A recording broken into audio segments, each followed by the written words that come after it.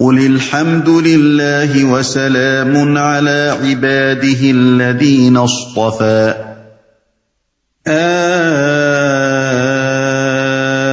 اللہ خیر اما یشرکون۔ اے نبی کہو حمد ہے اللہ کے لیے اور سلام ہے اس کے ان بندوں پر جنہیں اس نے برگزیدہ کیا۔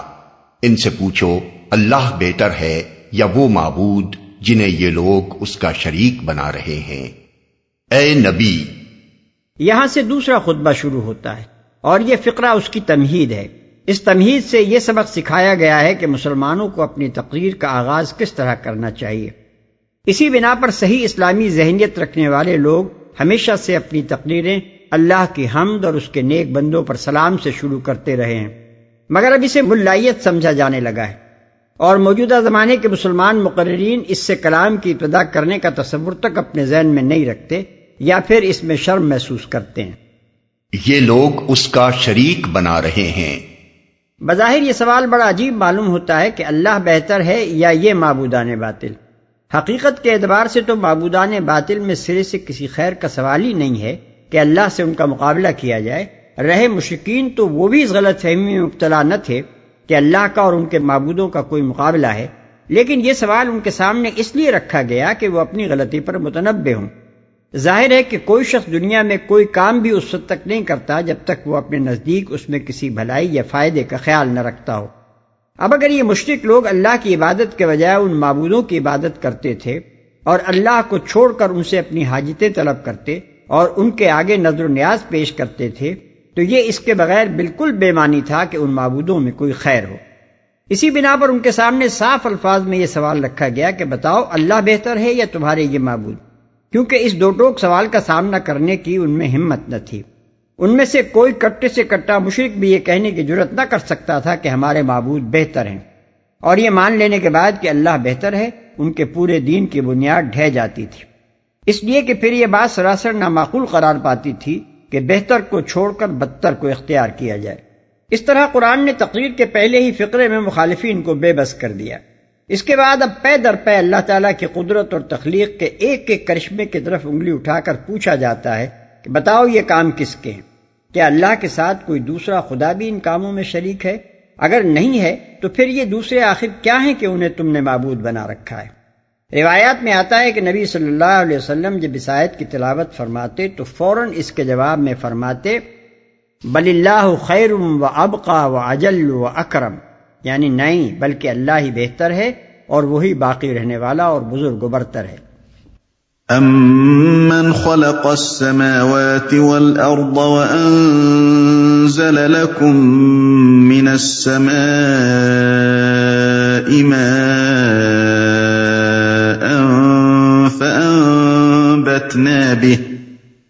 فأنبتنا به حدائق ذات بهجة ما كان لكم أن تنبتوا شجرها أإله مع الله بل هم قوم يعدلون۔ بھلا وہ کون ہے جس نے آسمانوں اور زمین کو پیدا کیا اور تمہارے لیے آسمان سے پانی برسایا، پھر اس کے ذریعے سے وہ خوشنما باغ اگائے جن کے درختوں کا اگانا تمہارے بس میں نہ تھا۔ کیا اللہ کے ساتھ کوئی دوسرا خدا بھی ان کاموں میں شریک ہے؟ نہیں، بلکہ یہی لوگ راہ راست سے ہٹ کر چلے جا رہے ہیں۔ کیا اللہ کے ساتھ کوئی دوسرا خدا بھی ان کاموں میں شریک ہے؟ مشرکوں میں سے کوئی بھی اس سوال کا یہ جواب نہ دے سکتا تھا کہ یہ کام اللہ کے سوا کسی اور کے ہیں یا اللہ کے ساتھ کوئی اور بھی ان میں شریک ہے۔ قرآن مجید دوسرے مقامات پر کفار مکہ اور مشرکین عرب کے متعلق کہتا ہے وَلَئِن سَأَلْتَهُم مَّن خَلَقَ السَّمَاوَاتِ وَالْأَرْضَ لَيَقُولُنَّ خَلَقَهُنَّ الْعَزِيزُ الْعَلِيمُ، یعنی اگر تم ان سے پوچھو کہ کس نے آسمانوں اور زمین کو پیدا کیا ہے تو وہ ضرور کہیں گے کہ اس زبردست علم والے نے ہی ان کو پیدا کیا ہے۔ الزخرف آیت 9۔ مزید ارشاد ہوتا ہے وَلَئِن سَأَلْتَهُم مَّن خَلَقَهُمْ لَيَقُولُنَّ اللَّهُ، یعنی اور اگر ان سے پوچھو کہ خود انہیں کس نے پیدا کیا ہے تو وہ ضرور کہیں گے کہ اللہ نے۔ الزخرف آیت 87۔ اور ارشاد ہوتا ہے وَلَئِن سَأَلْتَهُم مَّن نَّزَّلَ مِنَ السَّمَاءِ مَاءً فَأَحْيَا بِهِ الْأَرْضَ بَعْدَ مَوْتِهَا لَيَقُولُنَّ اللَّهُ، یعنی اور اگر ان سے پوچھو کہ کس نے آسمان سے پانی برسایا اور مردہ پڑی ہوئی زمین کو جلا اٹھایا، تو وہ ضرور کہیں گے کہ اللہ نے۔ العنکبوت آیت 63۔ مزید ارشاد ہوتا ہے قُلْ مَن يَرْزُقُكُم مِّنَ السَّمَاءِ وَالْأَرْضِ وَمَن يُدَبِّرُ الْأَمْرَ فَسَيَقُولُونَ اللَّهُ، یعنی ان سے پوچھو کون تم کو آسمان اور زمین سے رزق دیتا ہے، یہ سماعت اور بینائی کی قوتیں کس کے اختیار میں ہیں، کون جاندار کو بے جان میں سے اور بے جان کو جاندار میں سے نکالتا ہے، کون اس نظام عالم کی تدبیر کر رہا ہے، وہ ضرور کہیں گے کہ اللہ۔ سورہ یونس آیت 31۔ عرب کے مشرکین ہی نہیں، دنیا بھر کے مشرکین بالعموم یہی مانتے تھے اور آج بھی مانتے ہیں کہ کائنات کا خالق اور نظام کائنات کا مدبر اللہ تعالیٰ ہی ہے۔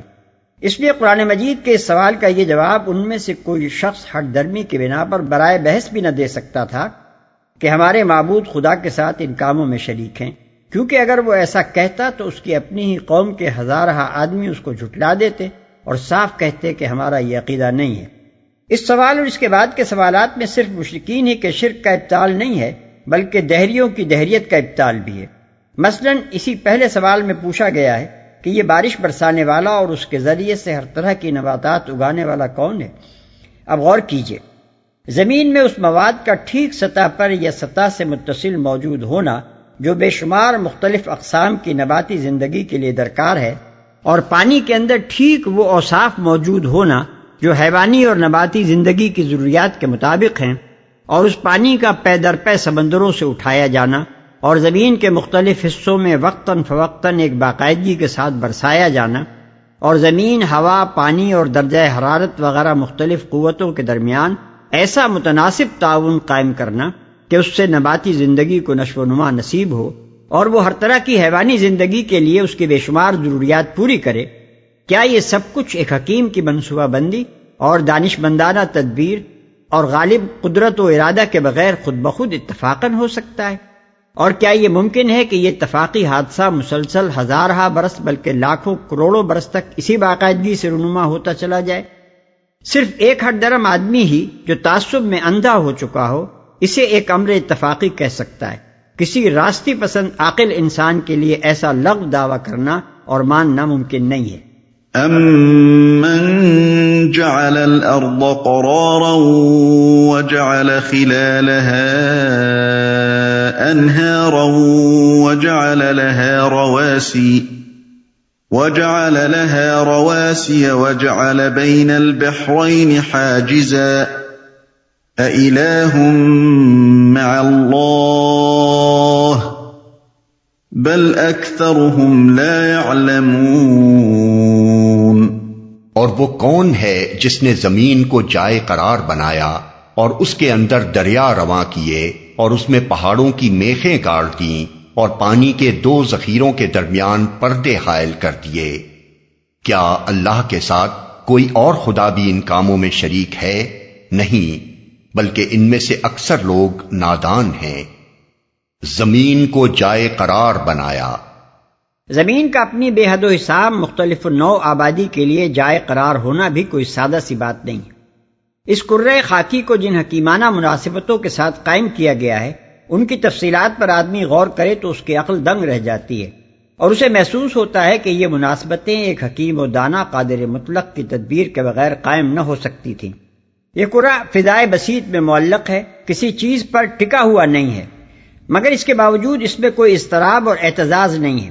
اگر اس میں ذرا سا بھی اعتزاز ہوتا جس کے خطرناک نتائج کا ہم کبھی زلزلہ آ جانے سے بآسانی اندازہ لگا سکتے ہیں تو یہاں کوئی آبادی ممکن نہ تھی۔ یہ کرہ باقاعدگی کے ساتھ سورج کے سامنے آتا اور چھپتا ہے جس سے رات اور دن کا اختلاف رونما ہوتا ہے۔ اگر اس کا ایک ہی رخ ہر وقت سورج کے سامنے رہتا اور دوسرا رخ ہر وقت چھپا رہتا تو یہاں کوئی آبادی ممکن نہ ہوتی، کیونکہ ایک رخ کو سردی اور بےنوری، نباتات اور حیوانات کی پیدائش کے قابل نہ رکھتی اور دوسرے رخ کو گرمی کی شدت، بے آب و گیاہ اور غیر آباد بنا دیتی۔ اس کرے پر 500 میل کی بلندی تک ہوا کا ایک کثیف ردہ چڑھا دیا گیا ہے جو شہابوں کی خوفناک بمباری سے اسے بچائے ہوئے ہے۔ ورنہ روزانہ 2 کروڑ شہاب جو 30 میل فی سیکنڈ کی رفتار سے زمین کی طرف گرتے ہیں، یہاں وہ تباہی مچاتے کہ کوئی انسان، حیوان یا درخت جیتا نہ رہ سکتا تھا۔ یہی ہوا درجہ حرارت کو قابو میں رکھتی ہے، یہی سمندروں سے بادل اٹھاتی اور زمین کے مختلف حصوں تک آب رسانی کی خدمت انجام دیتی ہے، اور یہی انسان اور حیوان اور نباتات کی زندگی کو مطلوبہ گیسیں فراہم کرتی ہے۔ یہ نہ ہوتی تب بھی زمین کسی آبادی کے لیے جائے قرار نہ بن سکتی۔ اس کرے کی سطح سے بالکل متصل وہ معدنیات اور مختلف قسم کے کیمیاوی اجزاء بڑے پیمانے پر فراہم کر دیے گئے ہیں جو نباتی، حیوانی اور انسانی زندگی کے لیے مطلوب ہیں۔ جس جگہ بھی یہ سر و سامان مفقود ہوتا ہے، وہاں کی زمین کسی زندگی کو سہارنے کے لائق نہیں ہوتی۔ اس کرے پر سمندروں، دریاؤں، جھیلوں، چشموں اور زیر زمین سوتوں کی شکل میں پانی کا بڑا عظیم الشان ذخیرہ فراہم کر دیا گیا ہے، اور پہاڑوں پر بھی اس کے بڑے بڑے ذخائر کو منجمد کرنے اور پھر پگھلا کر بہانے کا انتظام کیا گیا ہے۔ اس تدبیر کے بغیر یہاں کسی زندگی کا امکان نہ تھا۔ پھر اس پانی، ہوا اور تمام ان اشیاء کو جو زمین پر پائی جاتی ہیں سمیٹے رکھنے کے لیے اس کرے میں نہایت ہی مناسب کشش رکھ دی گئی ہے۔ یہ کشش اگر کم ہوتی تو ہوا اور پانی دونوں کو نہ روک سکتی، اور درجہ حرارت اتنا زیادہ ہوتا کہ زندگی یہاں دشوار ہو جاتی۔ یہ کشش اگر زیادہ ہوتی تو ہوا بہت کثیف ہو جاتی، اس کا دباؤ بہت بڑھ جاتا، بخارات آبی کا اٹھنا مشکل ہوتا اور بارشیں نہ ہو سکتی۔ سردی زیادہ ہوتی، زمین کے بہت کم رقبے آبادی کے قابل ہوتے، بلکہ کشش ثقل بہت زیادہ ہونے کی صورت میں انسان اور حیوانات کی جسامت بہت کم ہوتی اور ان کا وزن اتنا زیادہ ہوتا کہ نقل و حرکت بھی ان کے لیے مشکل ہوتی۔ علاوہ بری اس کرے کو سورج سے خاص فاصلے پر رکھا گیا ہے جو آبادی کے لیے مناسب ترین ہے۔ اگر اس کا فاصلہ زیادہ ہوتا تو سورج سے اس کو حرارت کم ملتی، سردی بہت زیادہ ہوتی، موسم بہت لمبے ہوتے اور مشکل ہی سے یہ آبادی کے قابل ہوتا۔ اور اگر فاصلہ کم ہوتا تو اس کے برعکس گرمی کی زیادتی اور دوسری بہت سی چیزیں مل جل کر اسے انسان جیسی مخلوق کی سکونت کے قابل نہ رہنے دیتی۔ یہ صرف چند وہ مناسبتیں ہیں جن کی بدولت زمین اپنی موجودہ آبادی کے لیے جائے قرار بنی ہے۔ کوئی شخص عقل رکھتا ہو اور ان امور کو نگاہ میں رکھ کر سوچے تو وہ ایک لمحے کے لیے بھی نہ یہ تصور کر سکتا ہے کہ کسی خالق حکیم کی منصوبہ سازی کے بغیر یہ مناسبتیں محض ایک حادثے کے نتیجے میں خود بخود قائم ہو گئی ہیں، اور نہ یہ گمان کر سکتا ہے کہ اس عظیم الشان تخلیقی منصوبے کو بنانے اور روح بعمل لانے میں کسی دیوی، دیوتا یا جن یا نبی یا ولی یا فرشتے کا کوئی دخل ہے۔ پردے حائل کر دیے، یعنی میٹھے اور کھاری پانی کے ذخیرے جو اسی زمین پر موجود ہیں مگر باہم خلط ملط نہیں ہوتے۔ زیر زمین پانی کی سوتیں بسا اوقات ایک ہی علاقے میں کھاری پانی الگ اور میٹھا پانی الگ لے کر چلتی ہیں۔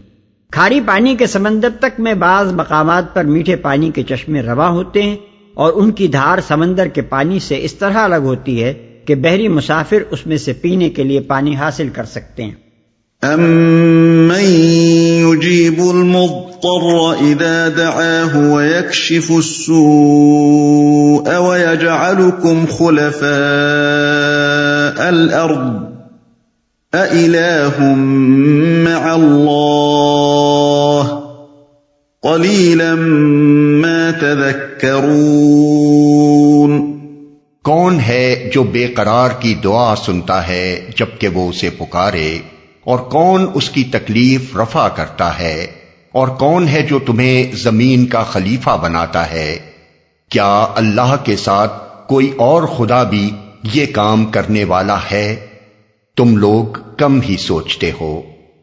تکلیف رفع کرتا ہے۔ مشرکین عرب خود اس بات کو جانتے اور مانتے تھے کہ مصیبت کو ٹالنے والا حقیقت میں اللہ ہی ہے۔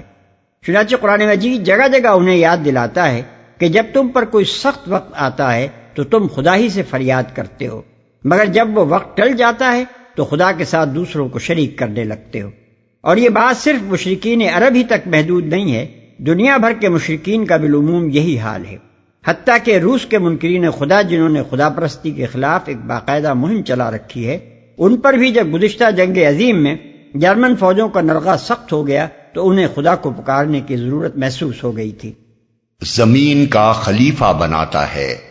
اس کے دو معنی ہیں، ایک یہ کہ ایک نسل کے بعد دوسری نسل اور ایک قوم کے بعد دوسری قوم اٹھاتا ہے، دوسرے یہ کہ تم کو زمین میں تصرف اور فرما روائی کے اختیارات عطا کرتا ہے۔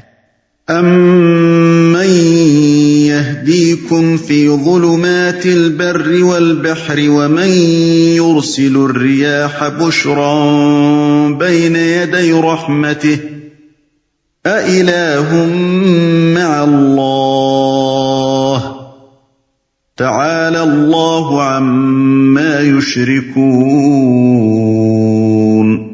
اور وہ کون ہے جو خشکی اور سمندر کی تاریکیوں میں تم کو راستہ دکھاتا ہے، اور کون اپنی رحمت کے آگے ہواؤں کو خوشخبری لے کر بھیجتا ہے؟ کیا اللہ کے ساتھ کوئی دوسرا خدا بھی یہ کام کرتا ہے؟ بہت بالا و برتر ہے اللہ اس شرک سے جو یہ لوگ کرتے ہیں۔ راستہ دکھاتا ہے یعنی جس نے ستاروں کے ذریعے سے ایسا انتظام کر دیا ہے کہ تم رات کے اندھیرے میں بھی اپنا راستہ تلاش کر سکتے ہو۔ یہ بھی اللہ تعالیٰ کی حکیمانہ تدبیروں میں سے ایک ہے کہ اس نے بحری اور بری سفروں میں انسان کی رہنمائی کے لیے وہ ذرائع پیدا کر دیے ہیں جن سے وہ اپنی سمت سفر اور منزل مقصود کی طرف اپنی راہ متعین کرتا ہے۔ دن کے وقت زمین کی مختلف علامتیں اور آفتاب کے طلوع و غروب کی سمتیں اس کی مدد کرتی ہیں، اور تاریک راتوں میں تارے اس کی رہنمائی کرتے ہیں۔ سورہ نحل میں ان سب کو اللہ تعالیٰ کے احسانات میں شمار کیا گیا ہے۔ ارشاد ہوتا ہے وَعَلَامَاتٍ وَبِالنَّجْمِ هُمْ يَهْتَدُونَ، آیت 16۔ خوشخبری لے کر بھیجتا ہے۔ رحمت سے مراد ہے بارش جس کے آنے سے پہلے ہوائیں اس کی آمد کی خبر دے دیتی ہیں۔ أَمَّن يَبْدَأُ الْخَلْقَ ثُمَّ يُعِيدُهُ وَمَن يَرْزُقُكُم مِّنَ السَّمَاءِ وَالْأَرْضِ أَإِلَٰهٌ مَّعَ اللَّهِ قُلْ هَاتُوا بُرْهَانَكُمْ إِن كُنتُمْ صَادِقِينَ۔ اور وہ کون ہے جو خلق کی ابتدا کرتا ہے اور پھر اس کا اعادہ کرتا ہے؟ اور کون تم کو آسمان اور زمین سے رزق دیتا ہے؟ کیا اللہ کے ساتھ کوئی اور خدا بھی ان کاموں میں حصے دار ہے؟ کہو کہ لاؤ اپنی دلیل اگر تم سچے ہو۔ اعادہ کرتا ہے۔ یہ سادہ سی بات جس کو ایک جملے میں بیان کر دیا گیا ہے اپنے اندر ایسی تفصیلات رکھتی ہے کہ آدمی ان کی گہرائی میں جتنی دور تک اترتا جاتا ہے اتنے ہی وجود الہ اور وحدت الہ کے شواہد اسے ملتے چلے جاتے ہیں۔ پہلے تو بجائے خود تخلیقی کو دیکھیے۔ انسان کا علم آج تک یہ راز نہیں پا سکا ہے کہ زندگی کیسے اور کہاں سے آتی ہے۔ اس وقت تک مسلم سائنٹیفک حقیقت یہی ہے کہ بے جان مادے کی محض ترکیب سے خود بخود جان پیدا نہیں ہو سکتی۔ حیات کی پیدائش کے لیے جتنے عوامل درکار ہیں ان سب کا ٹھیک تناسب کے ساتھ بالکل اتفاقاً جمع ہو کر زندگی کا آپ سے آپ وجود میں آ جانا دہریوں کا ایک غیر علمی مفروضہ تو ضرور ہے، لیکن اگر ریاضی کے قانون بخت و اتفاق یعنی لا آف چانس کو اس پر منطبق کیا جائے تو اس کے وقوع کا امکان صفر سے زیادہ نہیں نکلتا۔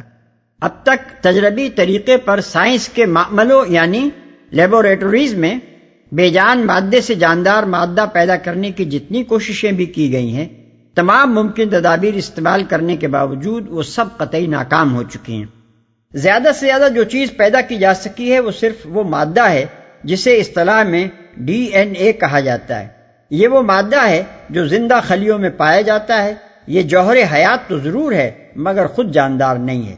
زندگی اب بھی بجائے خود ایک معجزہ ہی ہے جس کی کوئی علمی توجیہ اس کے سوا نہیں کی جا سکی ہے کہ یہ ایک خالق کے امر و ارادے اور منصوبے کا نتیجہ ہے۔ اس کے بعد آگے دیکھیے، زندگی محض ایک مجرد صورت میں نہیں بلکہ بے شمار متنوع صورتوں میں پائی جاتی ہے۔ اس وقت تک روئے زمین پر حیوانات کی تقریباً 10 لاکھ اور نباتات کی تقریباً 2 لاکھ انواع کا پتہ چلا ہے۔ یہ لکھوں لکھا انواع اپنی ساخت اور نوعی خصوصیات میں ایک دوسرے سے ایسا واضح اور قطعی امتیاز رکھتی ہیں اور قدیم ترین معلوم زمانے سے اپنی اپنی صورت نوعیہ کو اس طرح مسلسل برقرار رکھتی چلی آ رہی ہیں کہ ایک خدا کے تخلیقی منصوبے یعنی ڈیزائن کے سوا زندگی کے اس عظیم تنوع کی کوئی اور معقول توجیہ کر دینا کسی ڈارون کے بس کی بات نہیں ہے۔ آج تک کہیں بھی 2 نوعوں کے درمیان کوئی ایک کڑی بھی نہیں مل سکی ہے جو ایک نوع کی ساخت اور خصوصیات کا ڈھانچہ توڑ کر نکل آئی ہو اور ابھی دوسری نوع کی ساخت اور خصوصیات تک پہنچنے کے لیے ہاتھ پاؤں مار رہی ہو۔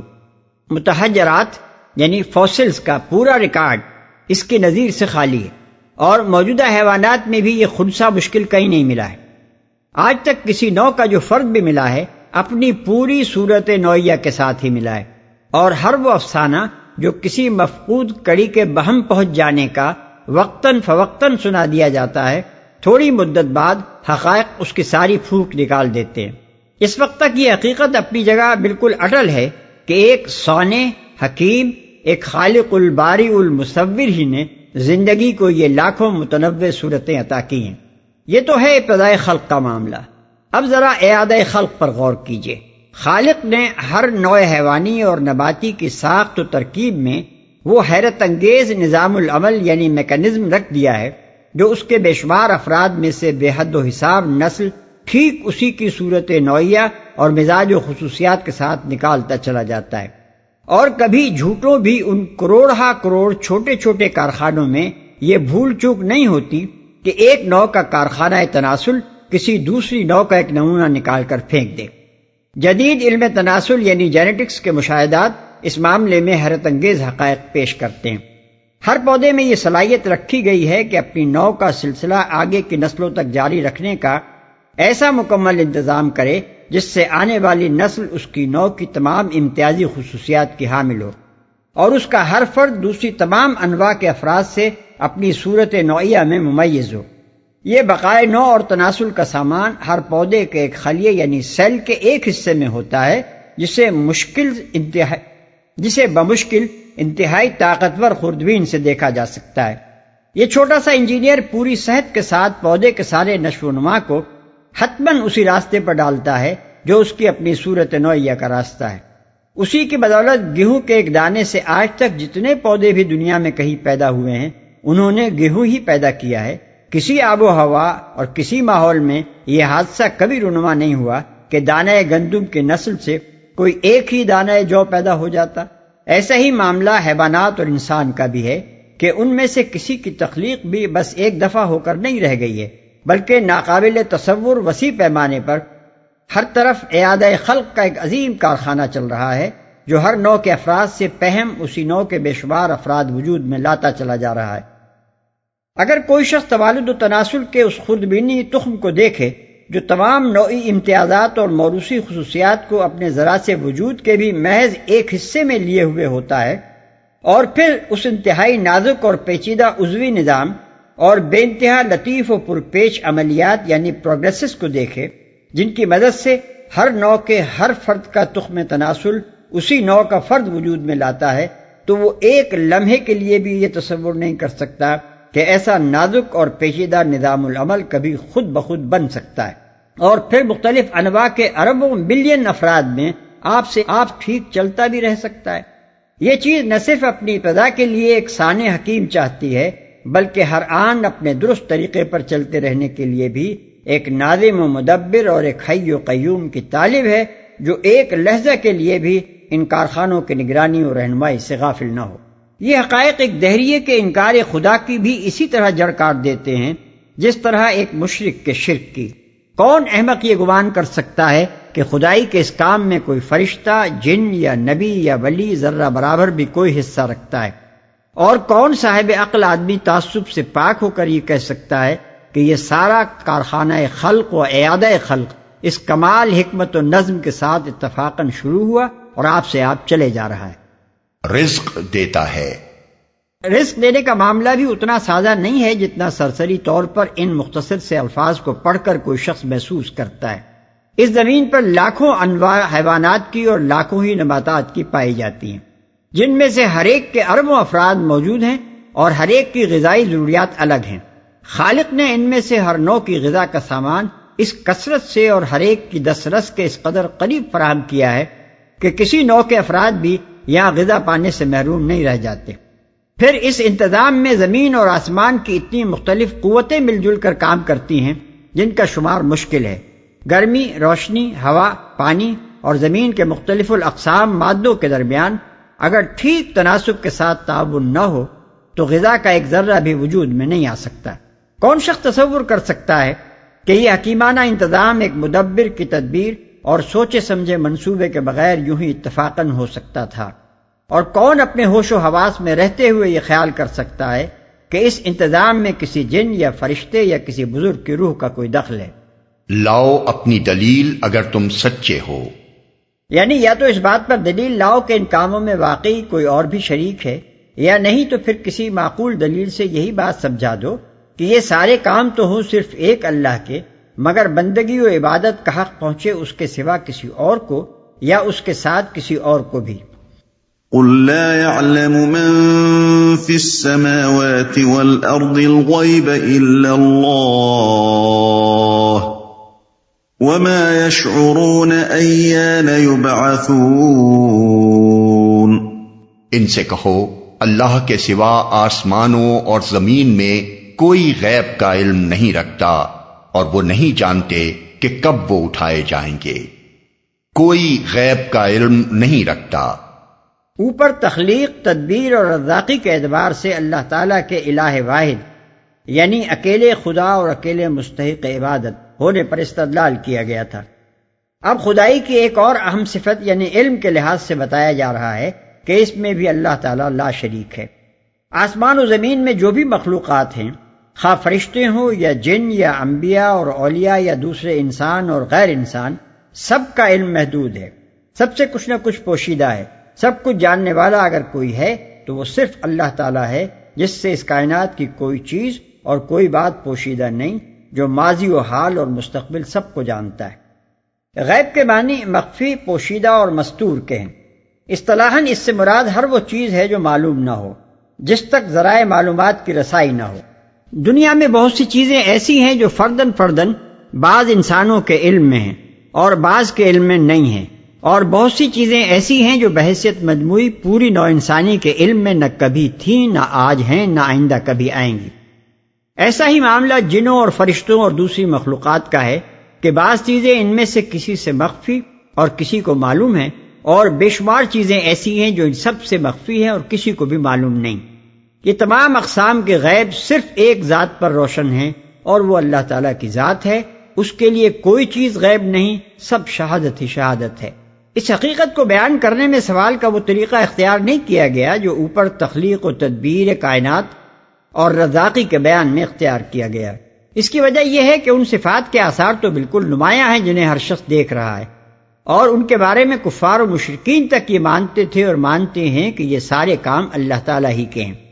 اس لیے وہاں طرز استدلال یہ تھا کہ جب یہ سارے کام اللہ ہی کے ہیں اور کوئی ان میں اس کا شریک نہیں ہے، تو پھر خدائی میں تم نے دوسروں کو کیسے شریک بنا لیا، اور عبادت کے مستحق وہ کس بنا پر ہو گئے؟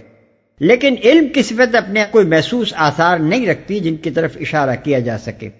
یہ معاملہ صرف غور و فکر ہی سے سمجھ میں آ سکتا ہے، اس لیے اس کو سوال کے بجائے دعوے کے انداز میں پیش کیا گیا ہے۔ اب یہ ہر صاحب عقل کا کام ہے کہ وہ اپنی جگہ اس امر پر غور کرے کہ فی الحقیقت کیا یہ سمجھ میں آنے والی بات ہے کہ اللہ کے سوا کوئی دوسرا عالم الغیب ہو، یعنی تمام ان احوال اور اشیاء اور حقائق کا جاننے والا ہو جو کائنات میں کبھی تھیں یا اب ہیں یا آئندہ ہوں گی۔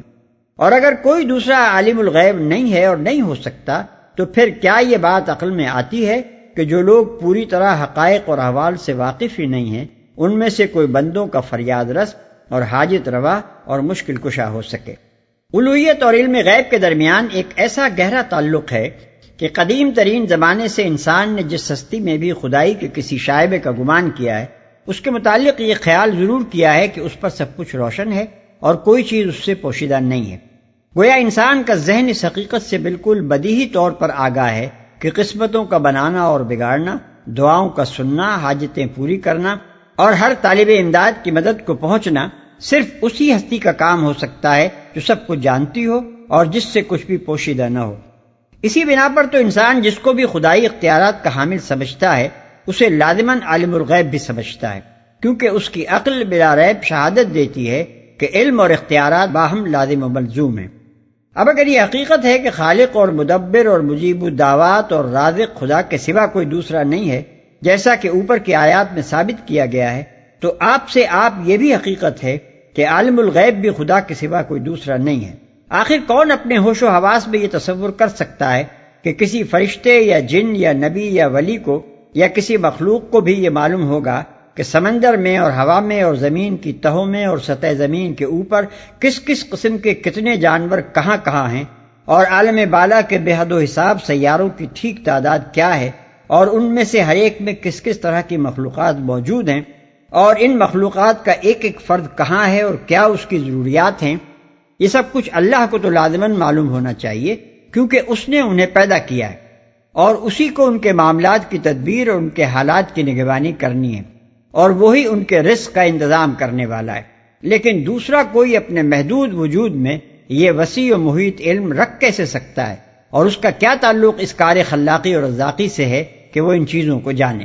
پھر یہ صفت قابل تجزیہ بھی نہیں ہے کہ کوئی بندہ مثلا صرف زمین کی حد تک اور زمین میں بھی صرف انسانوں کی حد تک عالم الغیب ہو۔ یہ اسی طرح قابل تجزیہ نہیں ہے جس طرح خدا کی خلاقی اور رزاقی اور قیومی و پروردگاری قابل تجزیہ نہیں ہے۔ ابتدائے آفرینش سے آج تک جتنے انسان دنیا میں پیدا ہوئے ہیں اور قیامت تک پیدا ہوں گے، رحم مادر میں استقرار کے وقت سے آخری ساعت حیات تک ان سب کے تمام حالات و کیفیات کو جاننا آخر کس بندے کا کام ہو سکتا ہے، اور وہ کیسے اور کیوں اس کو جانے گا؟ کیا وہ اس بے حد و حساب خلقت کا خالق ہے؟ کیا اس نے ان کے باپوں کے نطفے میں ان کے جرثومے کو وجود بخشا تھا؟ کیا اس نے ان کی ماؤں کے رحم میں ان کی صورت گری کی تھی؟ کیا اس نے ان کی زندہ ولادت کا انتظام کیا تھا؟ کیا اس نے ان میں سے ایک ایک شخص کی قسمت بنائی تھی؟ کیا وہ ان کی موت اور حیات، ان کی صحت اور مرض، ان کی خوشحالی اور بدحالی اور ان کے عروج و زوال کے فیصلے کرنے کا ذمہ دار ہے؟ اور آخر یہ کام کب سے اس کے ذمہ ہوا؟ اس کی اپنی ولادت سے پہلے یا اس کے بعد؟ اور صرف انسانوں کی حد تک یہ ذمہ داریاں محدود کیسے ہو سکتی ہیں؟ یہ کام تو لازماً زمین اور آسمانوں کے عالمگیر انتظام کا ایک جز ہے۔ جو ہستی ساری کائنات کی تدبیر کر رہی ہے، وہی تو انسانوں کی پیدائش و موت اور ان کے رزق کی تنگی و کشادگی اور ان کی قسمتوں کے بناؤ اور بگاڑ کے ذمہ دار ہو سکتی ہے۔ اسی بنا پر یہ اسلام کا بنیادی عقیدہ ہے کہ عالم الغیب اللہ تعالیٰ کے سوا کوئی دوسرا نہیں ہے۔ اللہ تعالیٰ اپنے بندوں میں سے جس پر چاہے اور جس قدر چاہے اپنی معلومات کا کوئی گوشہ کھول دے اور کسی غیب یا بعض غیوب کو اس پر روشن کر دے، لیکن علم غیب بحیثیت مجموعی کسی کو نصیب نہیں، اور عالم الغیب ہونے کی صفت صرف اللہ رب العالمین کے لیے مخصوص ہے۔ چنانچہ قرآن میں ارشاد ہوتا ہے وَعِندَهُ مَفَاتِحُ الْغَيْبِ لَا يَعْلَمُهَا إِلَّا هُوَ، یعنی اور اسی کے پاس غیب کی کنجیاں ہیں، انہیں کوئی نہیں جانتا اس کے سوا۔ الانعام آیت 59۔ ارشاد ہوتا ہے ان اللہ عنده علم الساعة وينزل الغیث ويعلم ما في الارحام وما تدری نفس ماذا تکسب غدا وما تدری نفس بأي ارض تموت، یعنی اللہ ہی کے پاس ہے قیامت کا علم، اور وہی بارش نازل کرنے والا ہے، اور وہی جانتا ہے کہ ماؤں کے رحم میں کیا پرورش پا رہا ہے، اور کوئی متنفس نہیں جانتا کہ کل وہ کیا کمائی کرے گا، اور کسی متنفس کو خبر نہیں ہے کہ کس سرزمین میں اس کو موت آئے گی۔ لقمان آیت 34۔ مزید ارشاد ہوتا ہے یعلم ما بین ایدیہم وما خلفہم ولا یحیطون بشیء من علمہ الا بما شاء، یعنی وہ جانتا ہے جو کچھ مخلوقات کے سامنے ہے اور جو کچھ ان سے اوجھل ہے، اور اس کے علم میں سے کسی چیز پر بھی وہ احاطہ نہیں کر سکتے الا یہ کہ وہ جس چیز کا چاہے انہیں علم دے۔ البقرہ آیت 255۔ قرآن مجید مخلوقات کے لیے علم غیب کی اس عام اور مطلق نفی پر ہی اکتفا نہیں کرتا، بلکہ خاص طور پر انبیاء علیہ السلام اور خود محمد صلی اللہ علیہ وسلم کے بارے میں اس امر کی صاف صاف تصریح کرتا ہے کہ وہ عالم الغیب نہیں ہیں، اور ان کو غیب کا صرف اتنا علم اللہ تعالیٰ کی طرف سے دیا گیا ہے جو رسالت کی خدمت انجام دینے کے لیے درکار تھا۔ سورہ انعام آیت 50، الاعراف آیت 187، التوبہ آیت 101، ہود آیت 31، احزاب آیت 63، الاحقاف آیت 9، التحریم آیت 3 اور الجن آیات 26 تا 28 اس معاملے میں کسی اشتباہ کی گنجائش نہیں چھوڑتی۔ قرآن کی یہ تمام تصریحات زیر بحث آیت کی تائید و تشریح کرتی ہیں، جن کے بعد اس امر میں کسی شک کی گنجائش نہیں رہتی کہ اللہ تعالیٰ کے سوا کسی کو عالم الغیب سمجھنا اور یہ سمجھنا کہ کوئی دوسرا بھی جمیع ما کان و ما یکون کا علم رکھتا ہے قطعاً ایک غیر اسلامی عقیدہ ہے۔ شیخین ترمذی، نسائی، امام احمد، ابن جریر اور ابن ابی حاتم نے صحیح سندوں کے ساتھ حضرت عائشہ صدیقہ رضی اللہ عنہا کا یہ قول نقل کیا ہے کہ آپ فرماتی ہیں کہ جس نے یہ دعویٰ کیا کہ نبی صلی اللہ علیہ وسلم جانتے ہیں کل کیا ہونے والا ہے، اس نے اللہ پر سخت جھوٹ کا الزام لگایا، کیونکہ اللہ تو فرماتا ہے اے نبی تم کہہ دو کہ غیب کا علم اللہ کے سوا آسمانوں اور زمین کے رہنے والوں میں سے کسی کو بھی نہیں ہے۔ ابن المنذر حضرت عبداللہ ابن عباس کے مشہور شاگرد اکرمہ سے روایت کرتے ہیں کہ ایک شخص نے نبی صلی اللہ علیہ وسلم سے پوچھا اے محمد صلی اللہ علیہ وسلم قیامت کب آئے گی، اور ہمارے علاقے میں قحط برپا ہے، بارش کب ہوگی، اور میری بیوی حاملہ ہے، وہ لڑکا جنے گی یا لڑکی، اور یہ تو مجھے معلوم ہے کہ میں نے آج کیا کمایا ہے، کل میں کیا کماؤں گا، اور یہ تو مجھے معلوم ہے میں کہاں پیدا ہوا ہوں، مروں گا کہاں۔ ان سوالات کے جواب میں سورہ لقمان کی وہ آیت حضور صلی اللہ علیہ وسلم نے سنائی جو اوپر آپ سن چکے ہیں، ان اللہ عندہ علم الساعہ سے لے کر آخر تک۔ پھر بخاری و مسلم اور دوسری کتب حدیث کے وہ مشہور روایت بھی اسی کی تائید کرتی ہے، جس میں ذکر ہے کہ صحابہ رضوان اللہ تعالی علیہم اجمعین کے مجمع میں حضرت جبریل علیہ السلام نے انسانی شکل میں آ کر حضور سے جو سوالات کیے تھے ان میں سے ایک یہ بھی تھا کہ قیامت کب آئے گی۔ حضور صلی اللہ علیہ وسلم نے جواب دیا جس سے پوچھا جا رہا ہے وہ خود پوچھنے والے سے زیادہ اس بارے میں کوئی علم نہیں رکھتا۔ پھر فرمایا یہ ان 5 چیزوں میں سے ہے جن کا علم اللہ کے سوا کسی کو نہیں، اور یہی مذکورہ بالا آیت حضور صلی اللہ علیہ وسلم نے تلاوت فرمائی کہ کب وہ اٹھائے جائیں گے، یعنی دوسرے جن کے متعلق یہ گمان کیا جاتا ہے کہ وہ عالم الغیب ہیں، اور اسی بنا پر جن کو تم لوگوں نے خدائی میں شریک ٹھہرا لیا ہے، ان بیچاروں کو تو خود اپنے مستقبل کی بھی خبر نہیں، وہ نہیں جانتے کہ کب قیامت کی وہ گھڑی آئے گی جب اللہ تعالیٰ ان کو دوبارہ اٹھا کھڑا کرے گا۔